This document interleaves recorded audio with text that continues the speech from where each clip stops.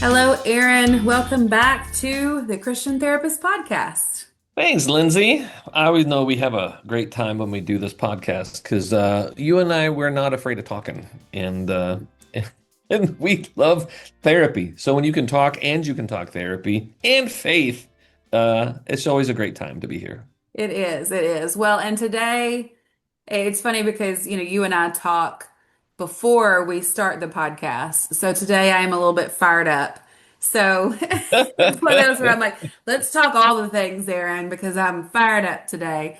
Um, But I think there can just be those places in me that start to feel the injustice of how people are treated or how things are happening or going on in the world, where you just want to say, man, I want I want for so many people to be able to just know a lot more of what Jesus tells us and the ways he lives and all of these things. But what can really make me sad, and this is kind of leading into what we're talking about today, what can make me sad are the times where I have watched people take advice Mm, from people who are quoting scripture, using scripture, and their advice actually leads to more trauma, more entrapment, more mhm. difficulty, which really is why we did a lot of that theology Right, series, because we're wanting for people to break free. Like there's so much about living in freedom here, living in authenticity, and not living in some kind of place of like oppression, where it just feels like, man, nobody's coming for rescue right. in this place. So with that, Aaron, there is a Facebook group that I am on, and I'm not going to tell you the name of the Facebook group Okay. because that's just not smart for me to do that. But I'm on it because it keeps me fired up Uh, because the advice that's always on there is so ridiculous that I read it and then I just get angry. And angry is not bad because it makes you want to do something. that's right.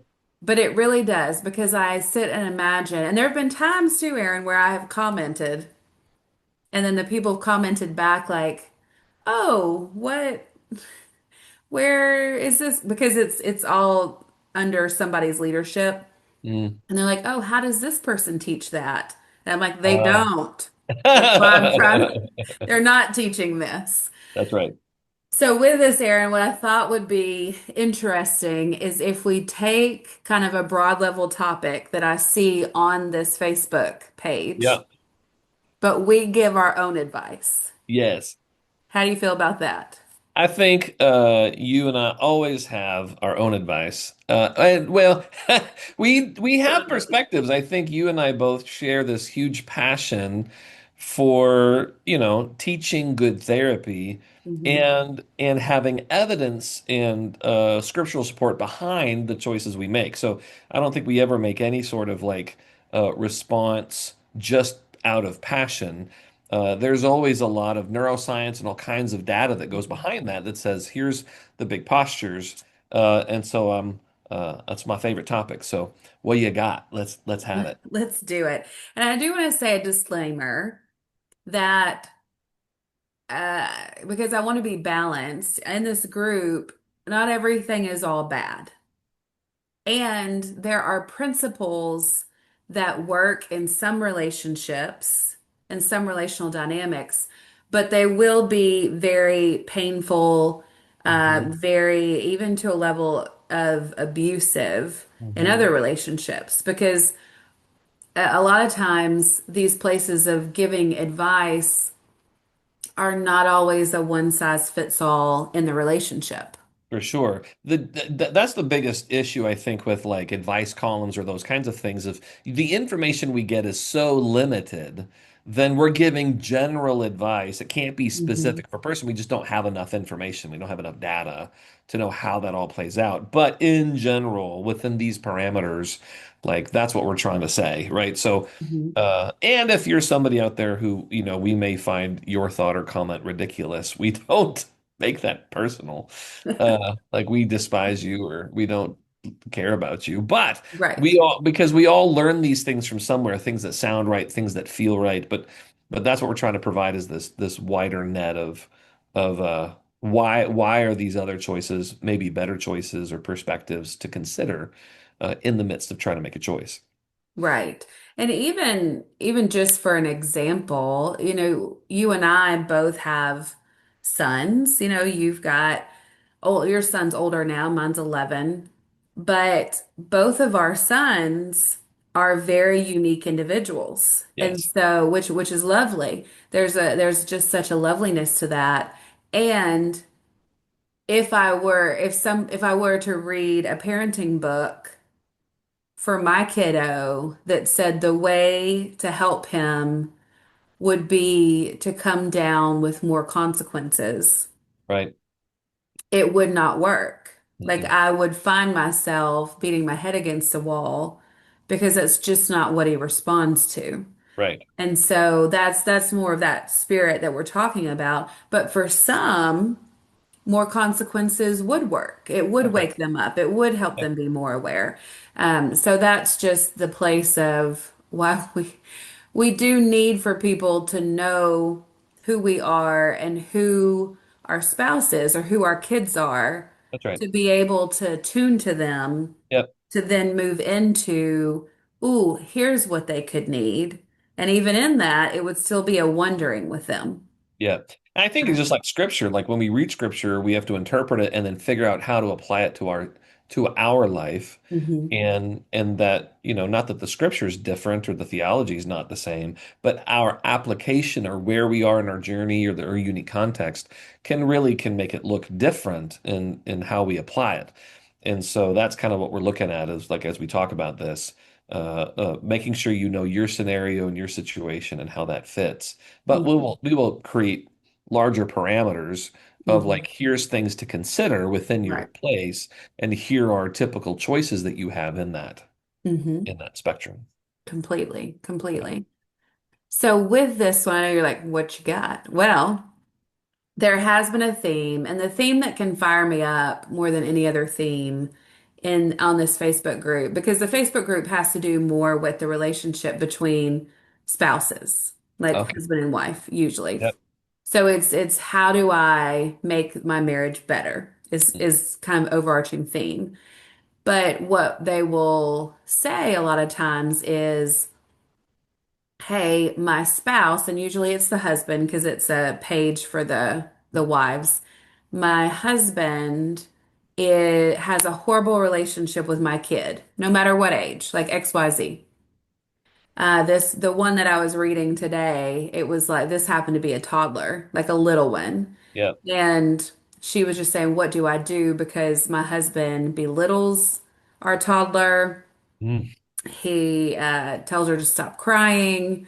He calls her names to her face. And then when they try to do something about it, then the husband turns and explodes at the spouse. So what it sounds like is that the spouse is now trying to step back and not intervene and not get in the way because, and kind of the way they talk about it in their advice is like that's his to worry about. That's not yours to worry about, which fires me up even more. Yeah. That in a group that you're talking about, how do we make our marriage better? Stay in your side doesn't Right. seem like a lot of interaction or interactive. Like, Oh, completely. Well, and even when we talked about just the cycle of just a healthy love, there's not a lot of staying on your own side yeah. in that. Like you have to move towards, you move towards, you move towards, you move towards. Um, It does sound like a good recipe for building resentment. mhm. Like you don't talk about it, you just hate it. That sounds like where Oh, for that. sure. And then you stuff it. And then when you stuff all of this, because there's a lot of this, they actually have a phrase for it, but it really is like you just stuff it. You say nothing, Yeah. and you just hope that somehow your spouse takes your silence and then they somehow reflect and do better, which is not usually what happens. That's not what goes on. Or you try to encourage him, like, man, I know you are such a great dad, Uh-huh. like, uh, and so You there's make a him, place, yeah, you just make him feel better about himself for when he's not yelling. right, If right, we don't talk right. about the yelling, we'll just talk about all the other things that are may Yes, also be true. yes. And then it sounds like both of those strategies are ways that he's supposed to figure out all of those things by himself. Right. No And one's going to talk to him. we're not wanting to look at the bad behavior. We're Right. just only wanting to pump up the good behavior in hopes that that balloon gets bigger than the bad behavior. But what we know about, and when I say bad behavior, it's just sideways behavior. I don't think anybody wants to be explosive in their family. Oh, I'm sure. No, no. But they are, and then it Right. just becomes normal, or it's always been normal. And we have to look at that because there's a history, there's a place that that comes from. So if we try to skirt around the behavior that's crying out, needing help, Yeah. and just only go to the good, then we're like neglecting a whole part of that Yeah. person. Is the name of your group Conflict Avoiders Anonymous? Yeah, it should be. I wonder if I could go in and somehow rename it. Because that's what it 'Cause sounds like. It sounds like we are going to try to solve the problem every way we can by not by avoiding more conflict. Now, it's not like we want to go create more conflict, but it's hard to go lean into conflict. It's hard when something doesn't feel safe, or his anger doesn't feel safe, or you when you try, you get yelled at, and so you get Mhm, overwhelmed or you shut down. Like, I understand, but mhm. you know what I mean?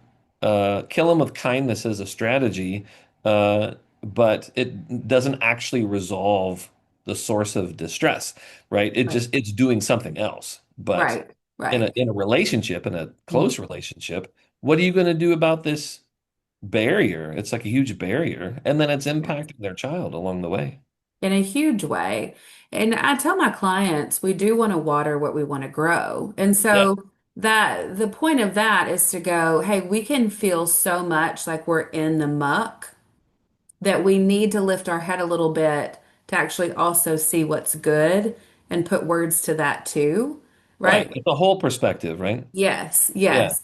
But to your point, it's not that we only look at that, that we're not looking at these things that really and truly, these sideways ways of showing up are crying out because they are still stuck.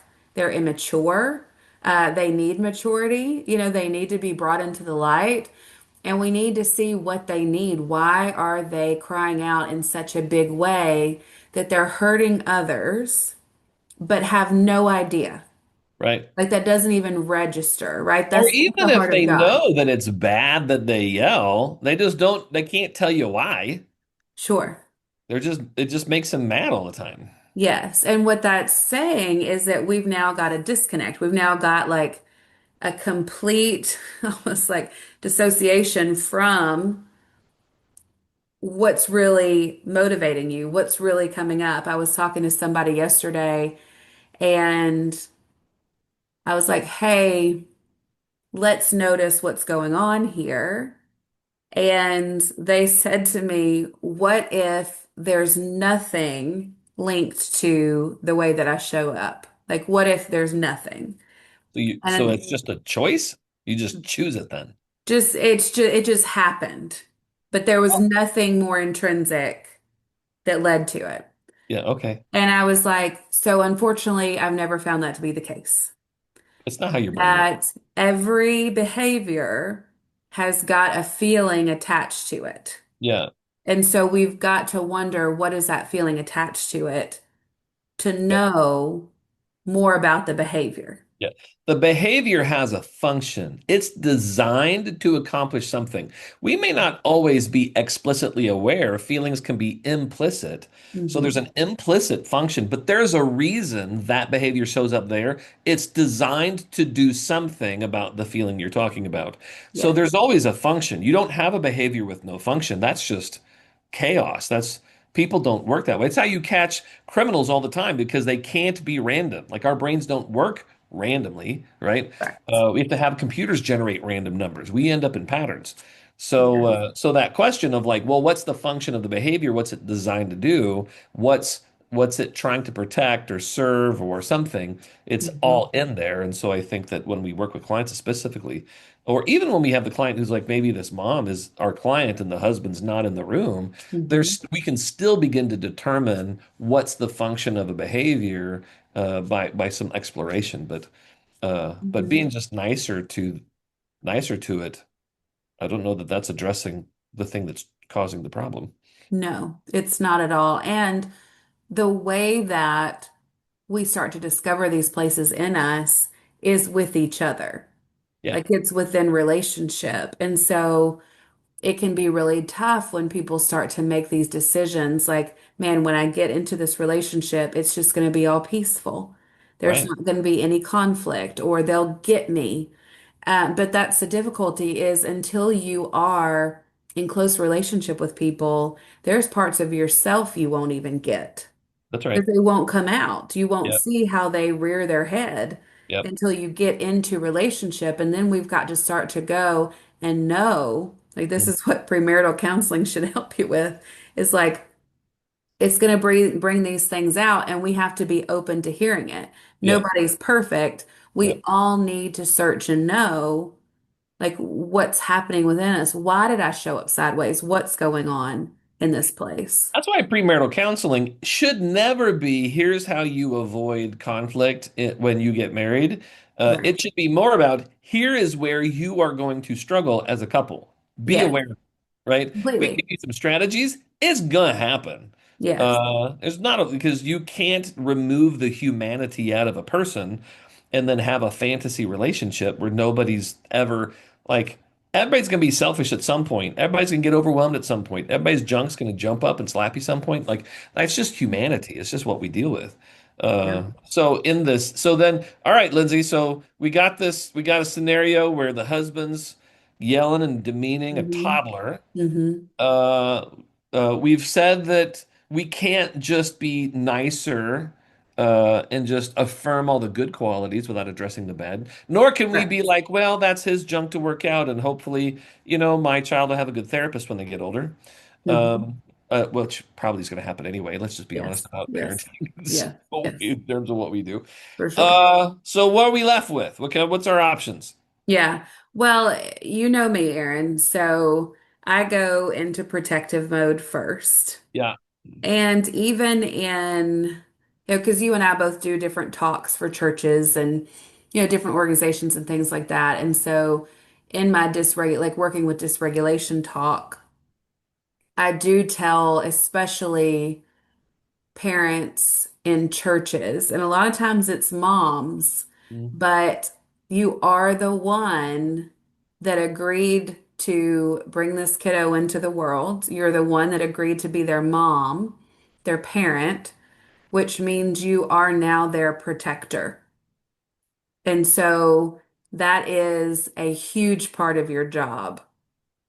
And it's wild because it can really go against where people, I think, falsely interpret this place where I must align with my spouse first.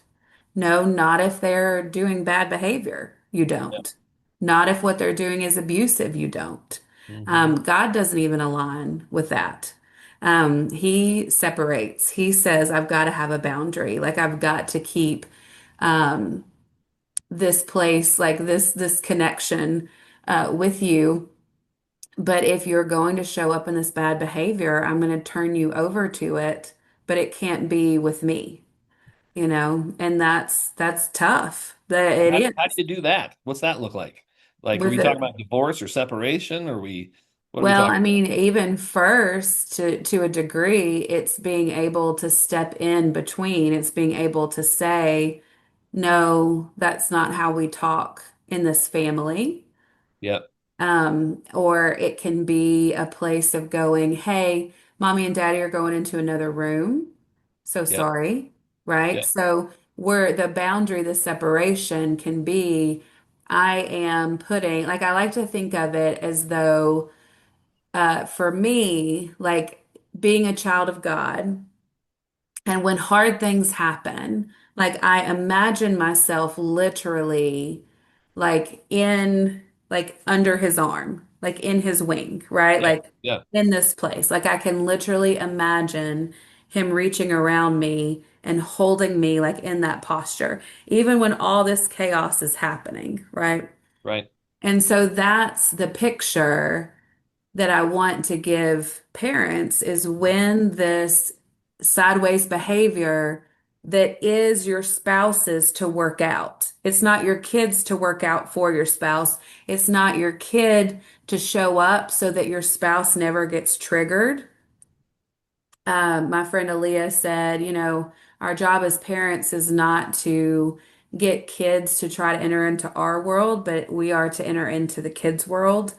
Um, that's like the picture that we're looking at is it's like how do we when chaos starts to show up, how do we go and have the kids be in the shelter of our wing while we take the brunt of it in the sense of nope, we're going to have to stop, this isn't okay, because we're wanting to teach kids from an early age, this is when people treat you this way, this is how we talk back to it, this Yeah, is how we say it's not okay.